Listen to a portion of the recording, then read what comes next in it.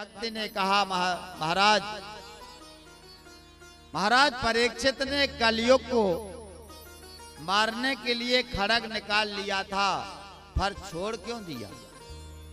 भक्ति महारानी कहती हैं कि महाराज कलयुग को मारने के लिए महाराज परीक्षित ने प्रयास किया था, इस दुराचारी कलयुग को फिर क्यों छोड़ दिया? नारद जी कहते हैं, देवी कलयुग में कुछ अच्छे गुण देख करके महाराज परीक्षित ने इसे छोड़ दिया। अर्थात कली माने पाप, कली यानी कलह।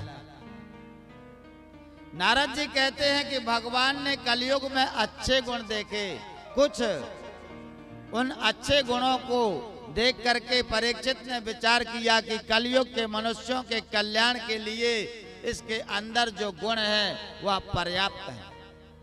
कौन से गुण है कलयुग में? पहला गुण है कलयुग का, कलयुग केवल नाम आधारा, गाय गाय नर उतर ही पारा।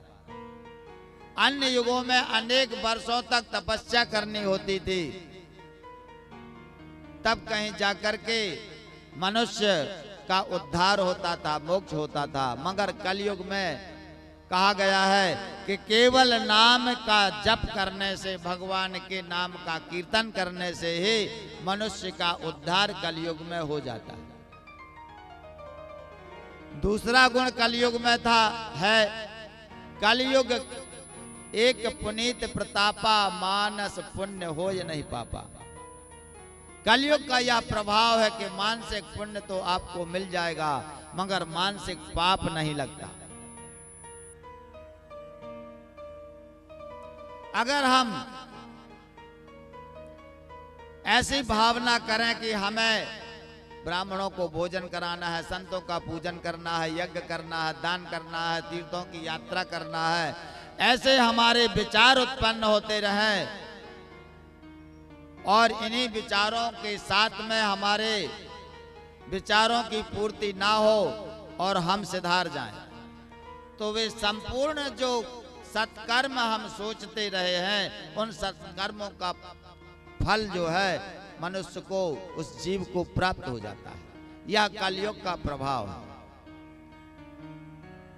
यदि हम मन में विचार कर रहे हैं कि हमको 1000 या 100 ब्राह्मणों का भोजन कराना है, संतों को भोजन कराना है, कन्याओं का विवाह करना है, बंदर बनवाना है, भगवान का पूजन करना है, ऐसे विचार करते हुए कुछ सामग्री यदि हम जुटाते रहे इस कार्य के लिए और वह पूरी ना हो पाए, हम सिधार जाएं या किसी भी परिस्थिति, विपरीत परिस्थिति के कारण हमारा वह कार्य ना हो, तो उस कार्य का पुण्य फल प्राप्त हो जाता है। यह कलयुग का प्रभाव है।